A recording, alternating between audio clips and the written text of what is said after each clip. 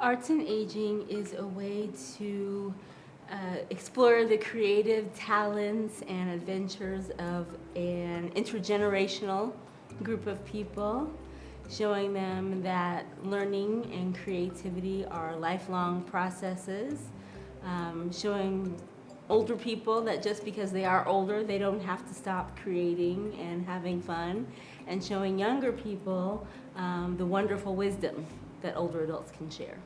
Arts and Aging is part of the creative aging movement, if you will, and it's basically looking at aging from an asset perspective instead of a deficit perspective. It's looking at the potentialities as we grow older, and creative aging itself, as a part of the National Center for Creative Aging, growing the last 10 years since about 2008, is about participatory, professionally led arts programs that are intentional for enhancing quality of life and that connect older adults to the community. To me, Arts and Aging is an opportunity. I had taught school for many years and in various places, and when I retired, I was looking for something to do that seemed like it would make use of my time and energy and was interesting. I was with the Northland Senior Choir in Gladstone, and Mina, one of the ladies there, got up one day and she says, "Oh, I can't be at certain practice or whatever because I'm going to this improv thing."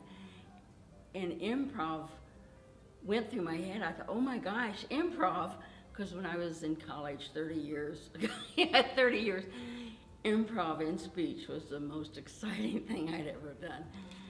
And I followed her across the room and caught her before she went out the door, and I said, "Improv? How did you get into an improv thing? Where is it at? What do you do?" And she had me meet Deb. It amazes me, the participants and what they communicate about their lives, sharing their life stories, and really finding the artists within them. Many maybe wanted to pursue creative endeavors but never allowed themselves or gave themselves permission until retirement or until later in life. So for me, it is amazing to see what happens when community is built because people come together to laugh and play and to work through arts processes. So I've been very inspired by many participants who say to me that it actually has been transformative in their lives. Why do I love what we're doing so much? I love seeing the collaboration and like you always call it the intersection of where you're bringing arts and creativity and this aging population, and you see how it really affects the health and well-being of how people are living, including us who are like promoting these programs and these agendas. Like it's made a difference in my life, you know, and it just feels good to be doing quality work. Everything we do is original and interactive. It's never we would buy a script or have a painting that we have on display. It's about us helping individuals, inviting individuals to come onto the stage, to pick up a paintbrush. So that's a crucial component. The arts programming is intentional in terms of bringing everybody on board. It builds our self-confidence, I believe, and it improves our attitude toward the world in general.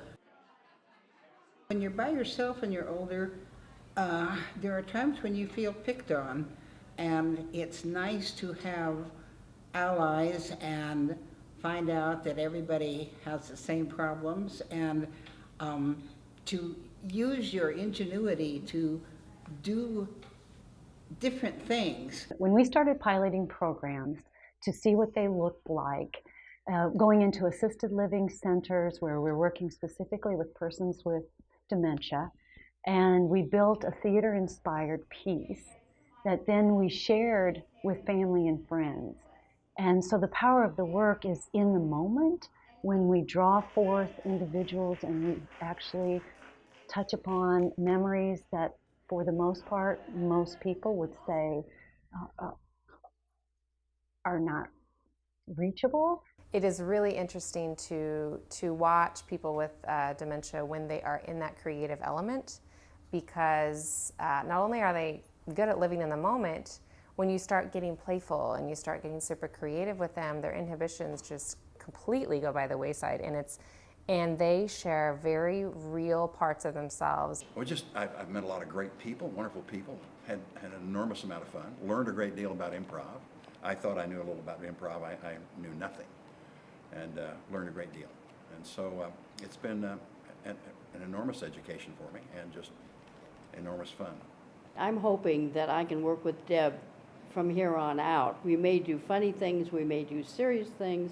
It doesn't make any difference. She's a whirlwind of energy. She's full of ideas, and I'm willing to follow her on her journey, and I've made it part of mine.